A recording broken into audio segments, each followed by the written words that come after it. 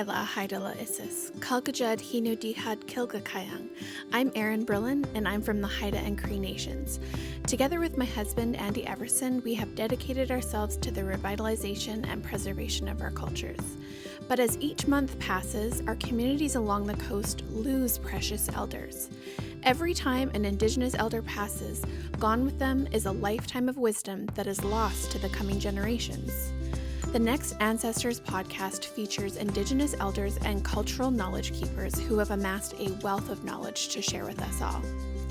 Indigenous wisdom is needed now more than ever to help us navigate in these uncertain times.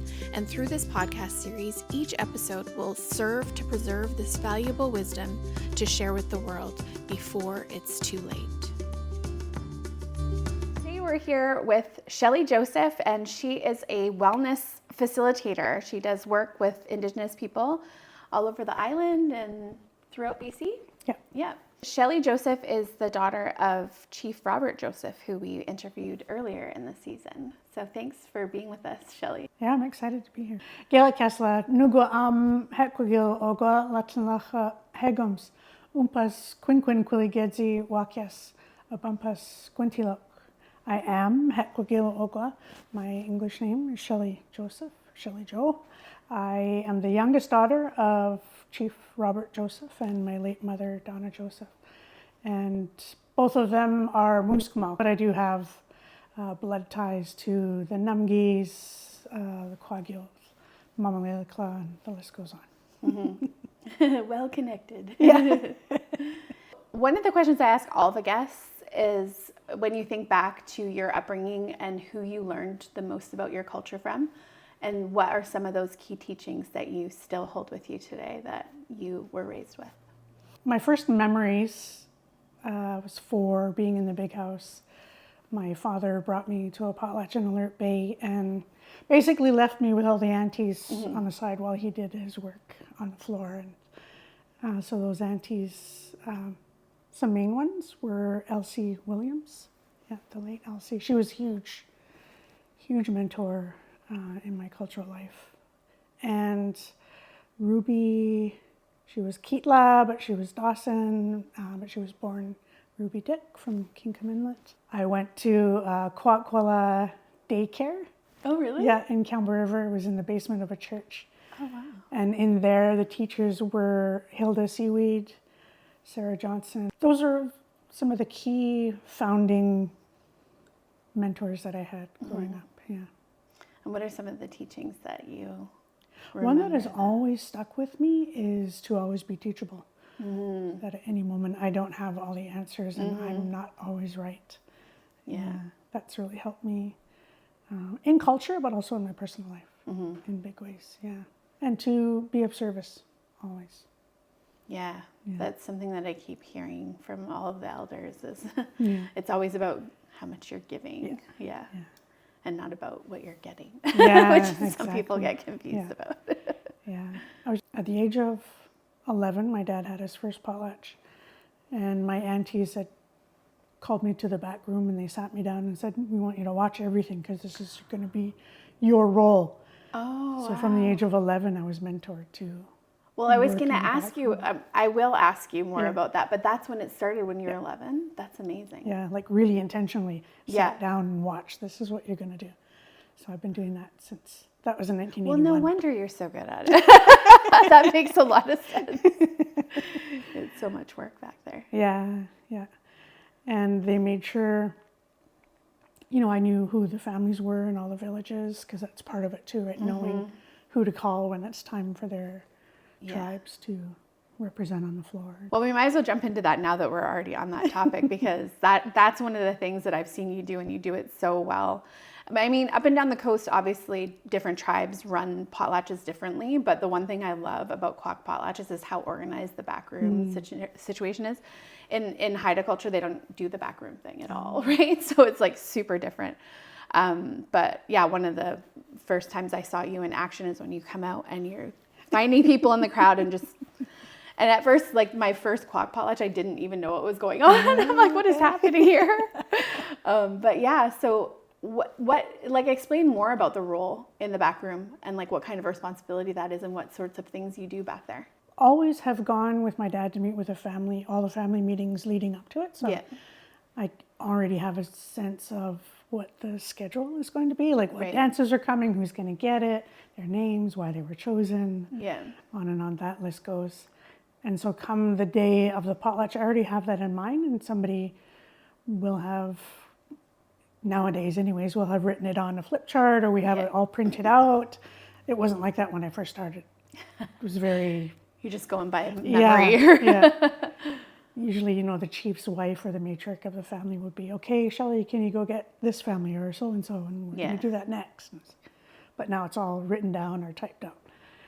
And so just keeping as much of that on schedule and on task as possible, while communicating with the chiefs to make sure we're on the same page, on the same point in the schedule, to communicating with the speakers, communicating with the singers, and then having the other ladies in the back putting the appropriate regalia on the dancers. We have to know what they're wearing, if they have their own regalia or new regalia, knowing that and having the girls dress them. And we strive to have one or two ready ahead of time, so there's not so much lag out on the floor. Yeah, totally. Because while it's busy and chaotic in the back, I know people are sitting out there, kind of waiting. Yeah. There may be a lot of downtime sometimes, so I try to do my best to mitigate that and keep things flowing. And then keep everybody calm too. That's I find is a really big part back there. So maintaining my own sense of calm, be like, okay, no, we got this, we're doing good, things are on track. Yeah, it can be hectic back there because you're thinking like a lot of times there's sometimes 20, 30 people in the back that all need to have their regalia put on, and then to make sure that it's not going to come loose while they're dancing, because that's a whole other responsibility where you're making sure things are tied right, and tied so they're not going to come flying off, and on straight, and and then also knowing which ones are sort of more appropriate for certain people to wear too. That's something that's really different from Haida potlatches too, is that most people only wear their own regalia, whereas another surprise for me was when you go in the back and people just put stuff on you, and just it's very different, but it's also very efficient too, because you don't have to worry about where's my stuff and where did it get put. That's changed in my lifetime. Oh, really? Yeah, when I started, people brought their own regalia, and we would help them with their own regalia, and it's been, in more recent times, I think, since the amazing Maxine has all of her blankets and offers to bring them for our families, her and Coke has a big supply of regalia as well that he often lends to people. But before that, people brought their own regalia. Yeah. But I don't think logistically now that would work anymore, because there's always so many people, and where would they keep it? So for people who don't really have a context as to what like a potlatch program looks like, what are some of the dances that you would be getting people prepared for? All of them.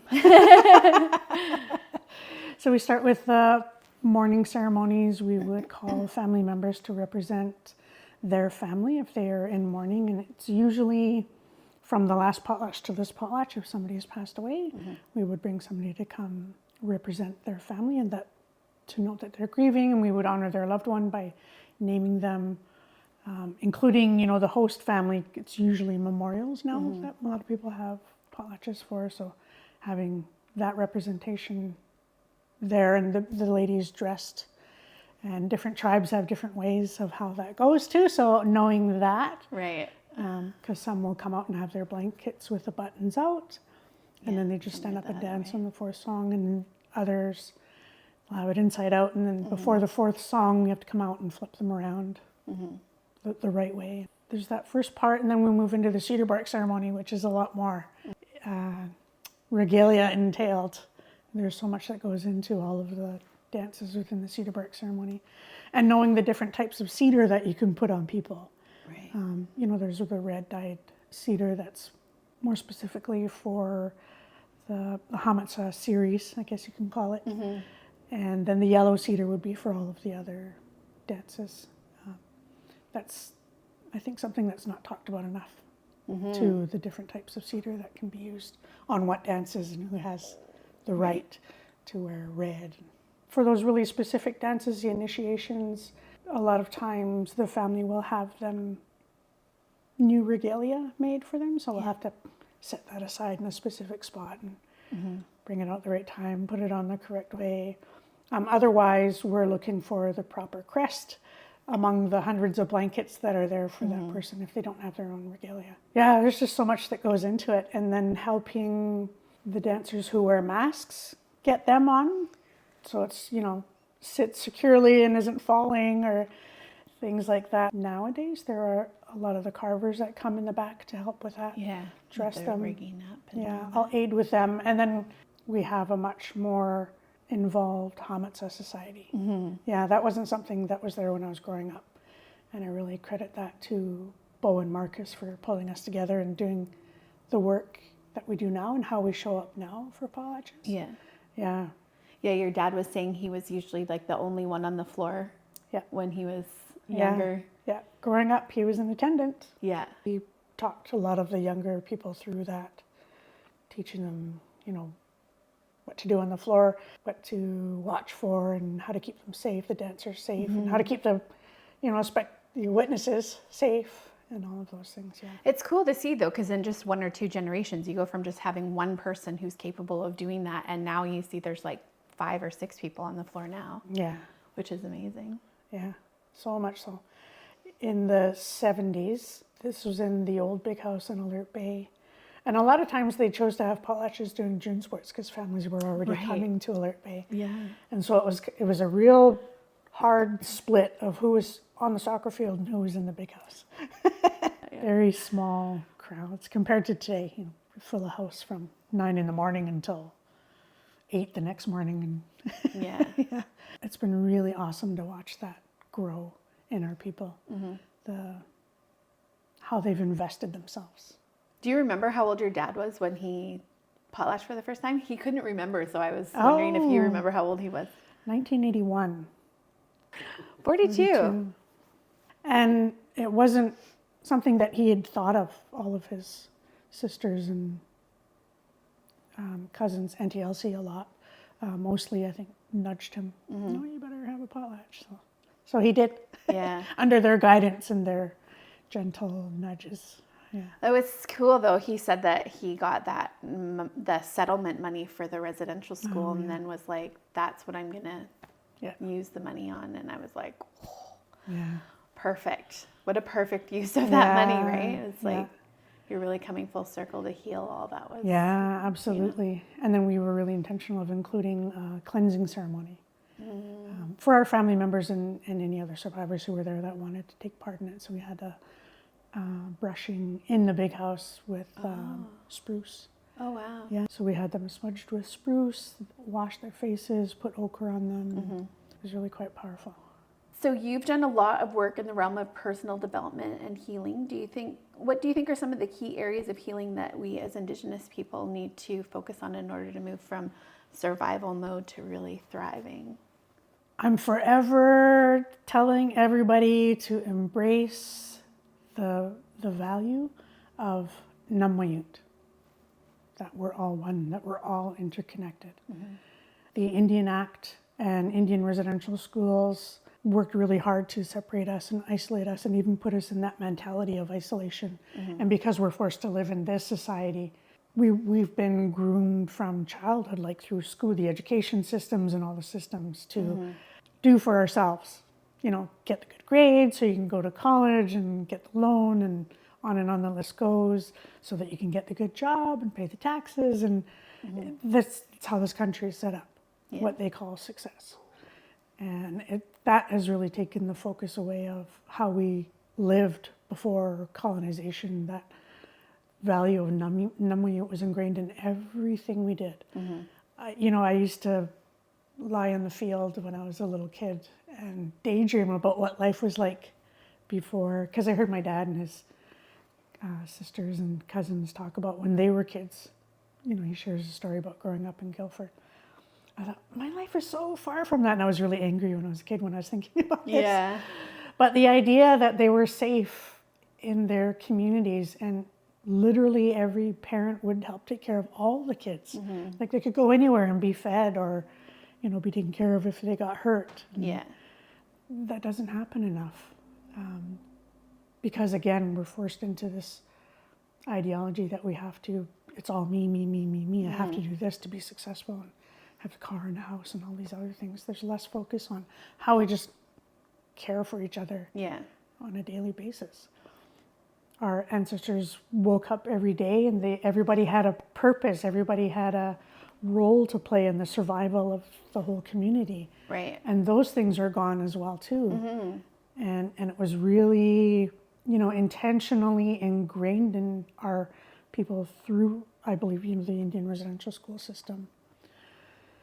That don't talk, don't trust, don't feel. And that really solidified the walls that, we throw up around ourselves to keep ourselves safe. Add that onto all the trauma that everybody went through. And, in my generation, I realized this through my own healing, that I could only grow up and live what I saw. Yeah. My examples, my role models. And everybody in my life were Indian residential school survivors. So it wasn't just the addictions. I believe addictions are a symptom of trauma. Totally. I realize 100%. that now. So I was literally just watching all of these traumatized people trying to raise families. And when they hadn't even seen it, when they were in residential school too, right? They had no parents to teach them. So how were they going to be parents to us? So I've been really heavy focused on the healing and helping our people heal. I've been really open with my own personal story and my journey so that hopefully it can be an example to somebody else. Like, we can do this. We can get past all of the inflictions of colonization and live a healthier meaning emotional integrity. Yeah, something you might not know about me is that since 1990, I was helping to coordinate residential school healing workshops for Indigenous people, in reserves all over BC. So that was also something that was a huge immersion into our history, because it was even before people were really talking about the damage that came from the system, right? And hearing firsthand accounts over and over of what our people went through. It's amazing that we're actually still here and still moving forward in a good way, considering what everyone has been through and the intergenerational trauma that we still live with every day. Yeah. It's a true testament to how resilient we really are, especially when you look at people like your dad, who've gone through the worst of it and then come out on the other side being still so loving and he just exudes love everywhere he goes, and so do you, and your whole family does, truly. Yeah, we've been really intentional, especially since Karen and my dad founded Reconciliation Canada. So we weren't just talking about reconciliation, we were living it and applying it in our own personal relationships. I often talk about my mom too. She went to Indian residential school as well. And, came out like all the other women. They had either lost their voice or were just super angry. And my mom had lost her voice. Her and my dad married right out of residential school and had the 5 of us. People are really shocked to hear about how rageful my father was before. Because he's transformed. Absolutely. He's done some major work to heal himself. Yeah. We always hear his story. But I tell my mother's story as a woman who, she actually left my father. She left once when I was 5, and then they got back together, and then they left again when I was 11. But the second time she left, she was really intentional. She wanted to go find herself because she had no clue. Yeah, she'd never had the opportunity. She was in residential school, then got married. That was all she knew and had. And that wasn't we didn't have a quiet, peaceful home. Yeah. And so she left to find herself, and in finding herself, she ended up running a transition home in Winnipeg for women fleeing abusive relationships. Wow. Yeah, and then when she finally came back home again, it was just under 2 years later, she moved to Campbell River and then ran a transition house in Campbell River as well. So wow. she used her experience to help others. Yeah. Yeah. Isn't that the most transformative thing to do, though, really? Like, a lot of times when you're in the healing realms, they say the more you help others, the more you're healing yourself in a way, too. After that, she worked with Native court workers for a lot of years in Victoria, helping our people through the justice system, which is another system that just has done so much damage. Totally. All the systems have, really. Mm-hmm. But there's people like my mom and my dad who I'm really grateful that they are my parents and they are my role models, because not only did I learn their traumas and dysfunctions, but I learned how to have courage to make a decision to want to heal and grow and learn something different. And then how do you show up in the world after that? And you guys were also doing it in a time where people weren't even talking about healing, right? Like, it's sad to even still today, there's still this shame around just even admitting that you need healing or that you're doing the healing work. It's almost like people kind of downplay it or something. But I mean, it takes courage to come out and say, I'm still on a healing path, guys. Yeah. I really believe that about my mom, because there's still women who just stay and stay and stay, right? Because of that. She had the courage to leave and do the work. And I like to think that that's what helped push my father too into healing. Was that, oh, wait a minute, maybe I'm not doing something right, and I do have some work to do myself. Is that during the period where he decided to get sober, when they were separated, or? Yeah, the first time. So my mom left when I was 5 or 6. They sobered up when I was 7.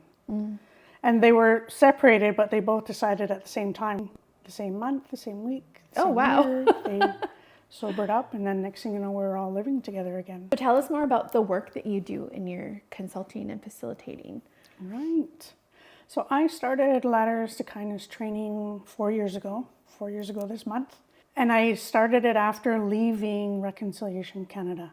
I worked with my family there for 9 years as their community engagement lead, and I co-developed and delivered everything community engagement. Because our family was working on our own reconciliation, it was all our families, my dad, my older sister, and then my brother joined us, and I still am. I'm 55, I'm still considered babe. People still call me babe.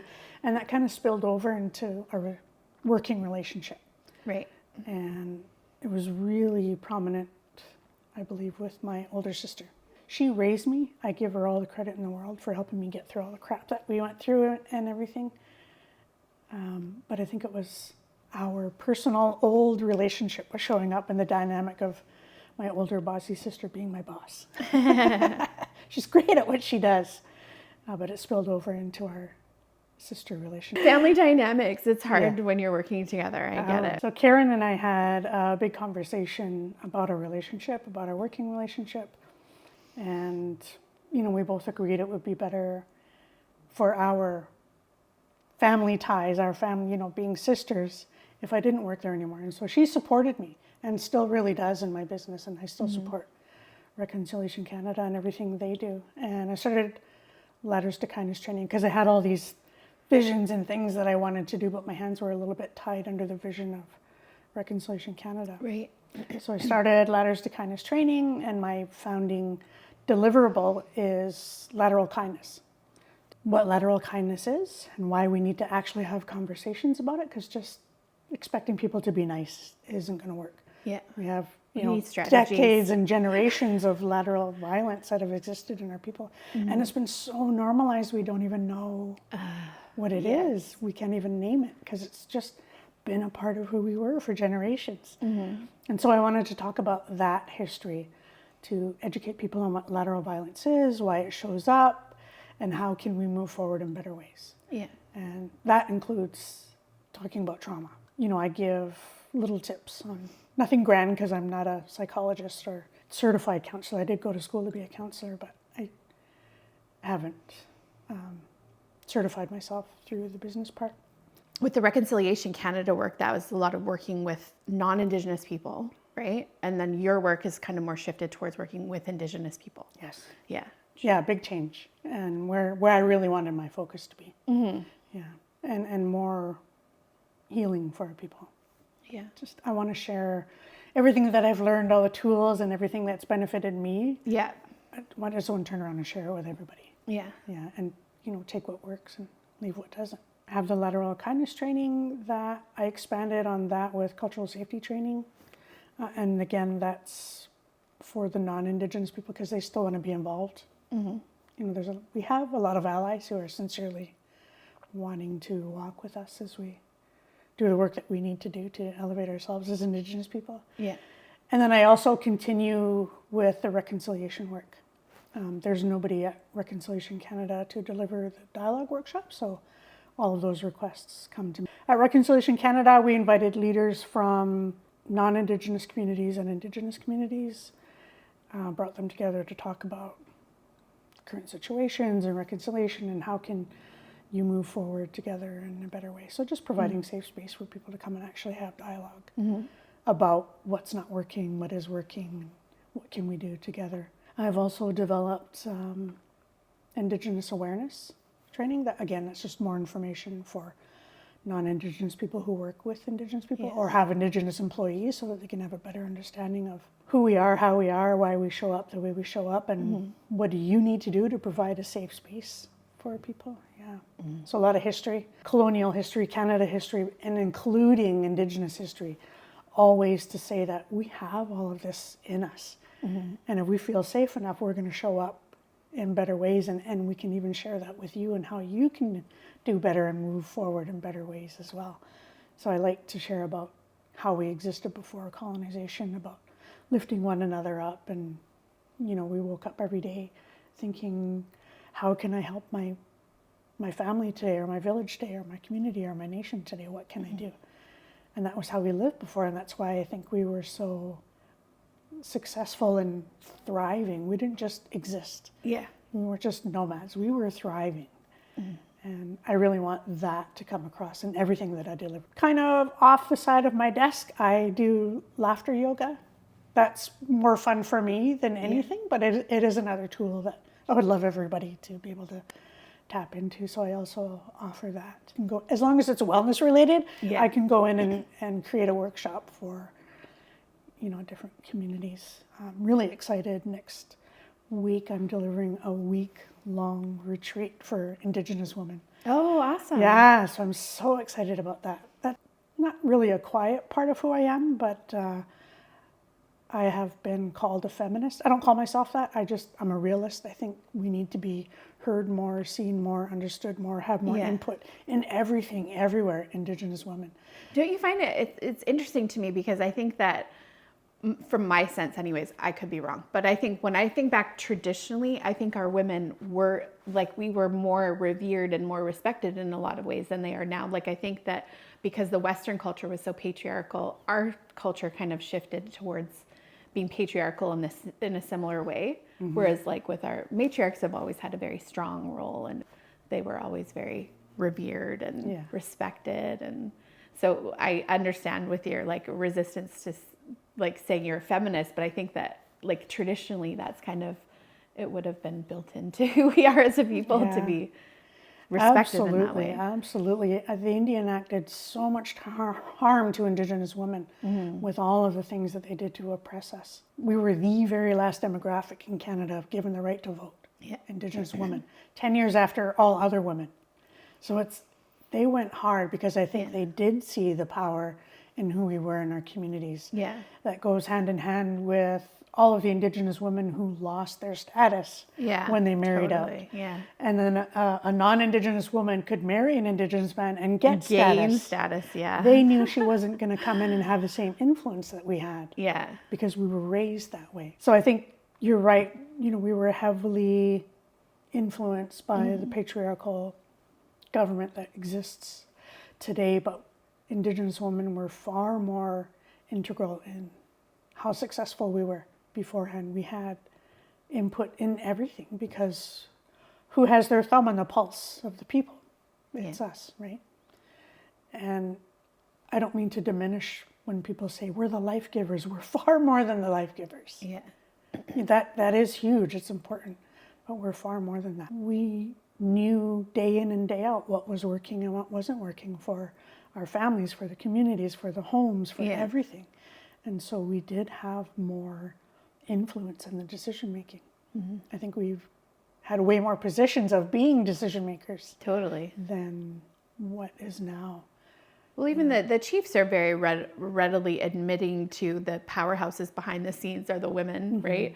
They might not be the ones front and center getting the accolades, but they're definitely the power forces behind the scenes, making sure that everything happens. Yeah. What are parts of or aspects of the culture that make you feel really hopeful for the next generations? Like parts of the culture that you see thriving as we move forward? Seeing the kids, they're so invested. Like, it's not just a subject in school. Yeah. I'm sure they would love to just do this all day, every day. Right? Learn Yeah. the songs, dance the dances, learn the meanings behind it. Yeah, that's so amazing to see that they're not just dancing and singing for entertainment. They're invested. The other cool thing is that they're not just learning about their culture from books. Like there's so many opportunities to be involved now. Like I'm really impressed that at your age that there was a daycare, or did you say daycare or preschool? Preschool. Yeah. Preschool, yeah, like that's awesome. Because I mean, that's something that not everybody had. Like my daughter was the first year of the Aboriginal kindergarten when it was like just introduced in the province. And so she was in the very first class in the province. And that was amazing because she went from Aboriginal Head Start preschool from age 3 to 4 and then age 5 to the kindergarten. So like our kids do have so much more access to just being in a cultural environment, even in our institutions, right? Yeah. Thinking of all the things that make me hopeful about our culture, the kids obviously, but now with technology the way it is, making it more accessible for a lot of people who can't get home. Yeah, they for live the far away. big ceremonies and stuff, for that connection, living out Nunavut even online. Yeah. And even just like the language resources online and stuff, people being able to learn their language from sitting at a computer at home. Yeah. It's pretty incredible. Yeah. I have a friend in the Squamish Nation, he's developing an app for their language. Yeah, I was like, wow, everybody needs that. Yeah. And you're like, how do I say this? Technology can be our friend sometimes. Yeah. One of the things that I always think is sort of a conundrum with our cultures is that, like, as living people and living cultures, things that always evolve and change and we adapt. We also have certain things that we want to adhere to tradition, and we don't want certain aspects of our culture to change or adapt. Do you want to talk about some aspects that you think are really important to keep as is and not kind of change with the times? I think just the values. It's what those ceremony songs and dances are teaching us. That can't change. I do think that we have always been adaptable. Yeah. And that's how we survive. So we can't get stuck in being so rigid that, this is how my grandpa or my great-grandpa did it and we cannot change. I don't think that's very realistic. And, it's kind of the opposite of how our people survived since time immemorial. We were always adaptable. And the stories obviously have had to change over time too, because we're experiencing different things. Everything that we see in the big house, they all tell stories of somebody's lived experience. I think that it's just as important for us in our time to start telling our stories and embed that in our culture in some way. Still using the same format, but being able to tell our stories in this time for the generations to come. Yeah, I think about that kind of stuff too, but I always wonder, like, how much of that is like going outside of tradition too, right? Like, how do you weave that in a way that it's not going to be sort of frowned upon as if you're bringing something new in, or, you know what I mean? I think it always will be. Change is scary. What about gender roles? See, this is something that I'm always like, how does that work? Like, will women sing on the log? Or, like think of back in the day when women were primarily weavers, but now some men weave, and some people think that it's not okay, and some people are like, get over it. You know what I mean? It's like we have strict gender roles with certain things, and I wonder about moving into the future. Is it going to be something that we kind of make more room for and come to accept, or? Yeah. My unpopular opinion is that we have been so influenced by the patriarchy that exists through Department of Indian Affairs, that mentality of patriarchy. I think we have lost some of our ways of being because of that. And it was so heavily ingrained on the people who were very first had that imposed on them, and then trying to keep your children safe. Oh no, don't say or do that out in public because you're going to go to jail. That was their reality. And so that heavy, oh no, don't say that or don't do that, has been handed down for generations. But I don't for once ever believe that we were so rigid on. Yeah. I believe we did have gay men and lesbian women and transgender people. I think we did, but all of that has been silenced for how many generations, and we can't really tap back into that because of everything that has happened to us colonially through the laws that they imposed on us. That's my own firm belief, is that we did have that fluidity. Yeah, we must have had a lot of flexibility, different aspects. Like, for one thing, when you think about some elders saying that women never sang on the log, but then we have, video footage of certain women singing on the log because there was not enough men to even sing on the log, and not enough knowledge keepers to even know those songs. And like, if you want that part of the culture to continue, then there's a woman at the log. She knew the songs, right? Yeah. So I think that you can see how certain time periods there was flexibility with things like that. And maybe it was really only out of necessity, but maybe it was that it wasn't that big of a deal. Who knows? But these are the sorts of things I ponder about a lot about our culture, about moving forward. And I'm like, we are a living, breathing culture, and things change and adapt. But it's like knowing the parameters of what is okay, Yeah. I'm a living example of that, being a Hamatsa. Right, yeah. I was initiated in 1984, and I never saw another female Hamatsa before me. Yeah. So there's some people who think that you can be a female Hamatsa only if it came from a female position. Or do you believe that? Or that's a totally different? No, mine came from a man. And it's the chief's prerogative to say who gets that position. Yeah, I was 14.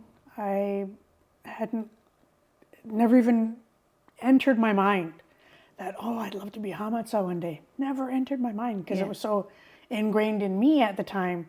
This is a woman's role. This is, only men do that, blah, blah, blah. And then my dad and my Auntie Elsie sat me down one day, and they're like, at the next potlatch, you're going to be initiated as a Hamatsa. I was like, I literally stopped breathing, and I was like panicking. Yeah. You're like, why me? Yeah. I could hear the murmurs of people. What is she doing? And blah, blah, blah, stuff like that. Nobody ever came to me. But that's the interesting part about it too, is that it's not your say, right? Yeah. It's like the chief's prerogative to say where that position goes, and then you got to go with it. Yeah. Ready or not. I didn't ask. I didn't choose. They're like, this is what you're doing. It's like, okay. Yeah. That's the thing. That it's the chief's prerogative.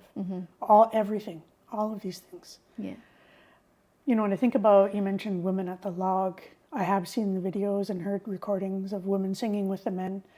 I don't think that we should take over and it be all women. No. But I do think we do have a spot in there to harmonize. We're always talking about harmony. That's how we lived, in harmony with one another and in harmony with nature. And, we'll keep that harmony inside our big house and how we tell those stories. Yeah. Yeah. I think there is lots of accounts, too, of them saying that women, even from the seats, would be singing along. Yeah. Harmonizing, so. I do anyways. Yeah, I do too. I can't help it. If I know a song, I'm going to sing along. I've done my best to incorporate the values that I take from our culture. And how do I translate that into all these tools that I now know? Yeah. And they're intertwined. There's no differentiating. That's part of the reason why I don't want to be a certified practicing counselor or a therapist or anything like that. It's still too Western, right? Yeah. So I'm able to translate the teachings that our ancestors have always been giving us through the songs, the dances, the language, the worldview and understanding into these tools that Western methods call tools of healing. I think it was just literally how we lived. And so in my business, I do my best to translate it that way. And I'm always saying, well, this is how our old people lived. This is how our ancestors lived. And this is what they meant when, we dance this way or sing this song and those types of things. So everything is really translatable into Western healing. So everything I do is really based on the values that I've learned in my lifetime of being involved in our culture. It was really the thing that got me through the hard times in my life. As a little girl, growing up, my parents were still drinking, and there was the parties and the predators and everything, neglect and all of those things. I could literally close my eyes and think about how I felt sitting in the big house at 4 years old, not doing anything. I wasn't involved then. I wasn't dancing. I was just sitting there. But that was the only time and place in my life where I felt safe, where I felt like I mattered, where I felt like I belonged. And I was able to carry that whenever life got tumultuous at home or, in the town that I grew up in. So it's always been the foundation that got me through. That's amazing. Yeah, remembering those, how it made me feel. That value of Namwayut that is literally built into everything we did. The beating of the log, and if you step barefoot on the floor of the big house and hear the fire.